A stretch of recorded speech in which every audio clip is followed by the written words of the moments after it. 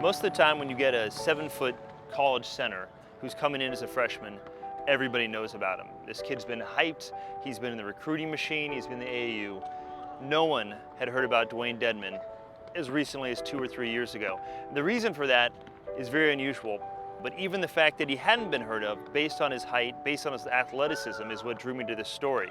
And the journey he took to get from one day showing up in a coach's office at Antelope Valley College to where he is now, a potential starter for the Division I team at USC, is itself remarkable.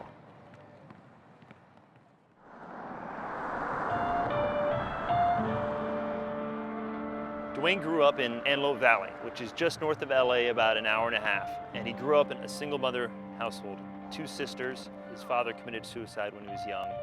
When his mother, Gail Lewis, had to raise 3 kids as a single mom, she decided to turn to the church. His mother joined the Jehovah's Witnesses, and she brought the family with her. From Gail's perspective, she needed to do it to keep her family together, to keep herself strong, to provide a framework and a structure. One element of that was that sports were something she didn't think her kids should do. The Bible says you can only serve one master, and if you're serving your God, it's harder to serve a team, it's harder to be part of something else. So she forbade her son, this tall, athletic son, from playing any sports. I mean, I guess it's hard, growing up without playing sports, but I mean, at the same time, I still played all the sports that they played, just not on the team. It is kind of different, like, not being on the team and everybody's like, oh, I have to go to practice, and I'll just be like, oh, okay, like, see you later. It wasn't until he turned 18 and he came to her and he said, look, Mom, I'm my own man now. I'd like to play basketball. Take us through a little bit what that was like for you at the time. It was kind of tough. Like, I was 18 for a couple months, and I was just sitting on the decision for a while. Eventually, I was like, this is what I want to do, so after, I'm 18, I'm an adult. I went and talked to my mom. She was kind of reluctant a little bit, but she was like, you're 18, I really can't do nothing. Dedmon finally has what he wants, an opportunity. There's only one problem. He still doesn't really know how to play basketball. I'm in the gym working out one of my kids, and out of the corner of my eye, I see a kid walk in the gym and just sit down. Introduce himself to me. I'm Dewayne Dedmon, and he said, I want to play for you. We had no idea who he was. He never played ball. We didn't recognize him from any of the high schools. So I said, Dewayne, come back next Tuesday, which is about 5 or 6 days later.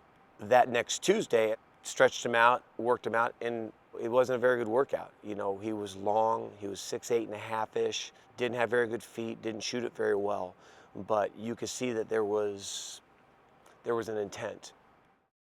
Horton offers to gray shirt Dedmon for a season. Dedmon accepts. It is, for all intents and purposes, the start of his basketball career. In essence, Dedmon is 18 years behind the game, so every afternoon he meets with Horton, and the two begin building his game from the ground up. I don't think we would have imagined how much he took in that 1 year. He was like a sponge his gray shirt year. He just soaked up everything, all of Dieter's philosophy, defense and offense. I just wanted to play, that was it. So whatever I had to do to play is what I was gonna do. He worked in the cafeteria, so whenever he could squeeze in a break, which was most of the time he tried to squeeze in a break, he would come in the gym. I would work for a little bit, and then come in the gym, shoot, and then go back work for a little bit more. I was on my break, I'd shag rebounds for him. Sometimes I play little shooting games with Herm. He's a pretty good shooter. But he was a worker, and he'd sometimes shoot till 2 in the morning. I was up anyway, so I might as well just get some shots and lift some weights. Try and catch up to where everybody else is in the game. In the midst of all this, a strange thing happens. Dedmon keeps growing.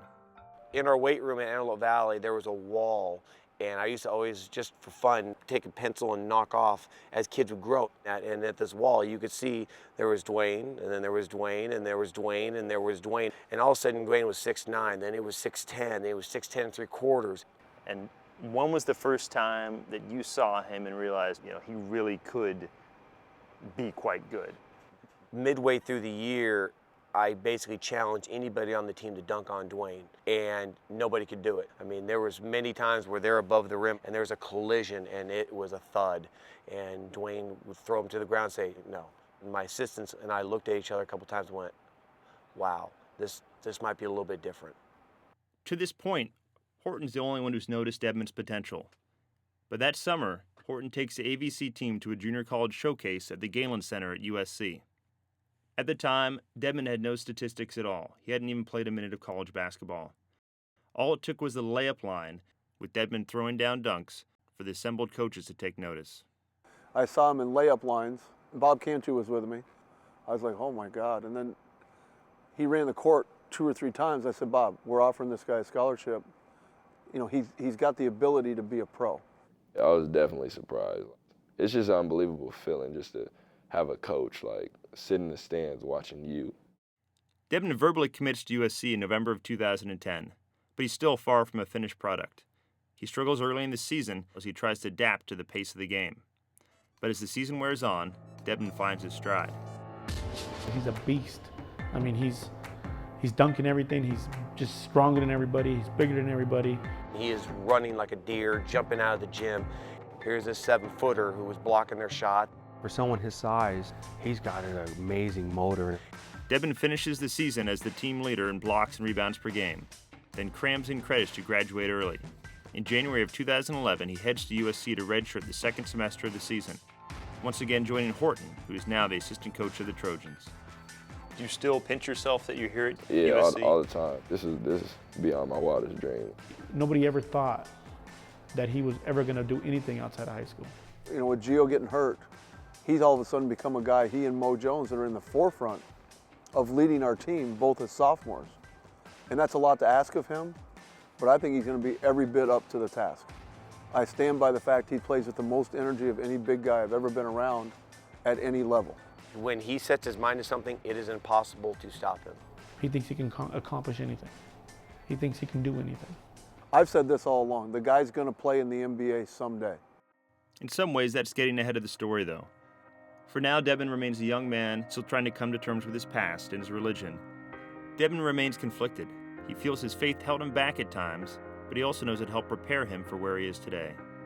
I feel like without growing up in the religion, my life would be completely different. So I feel like that structure has helped me, made me who I am today. And your mom's going to come down for some games, right? Oh yeah, she tells me that all the time, so I can't wait to see her there.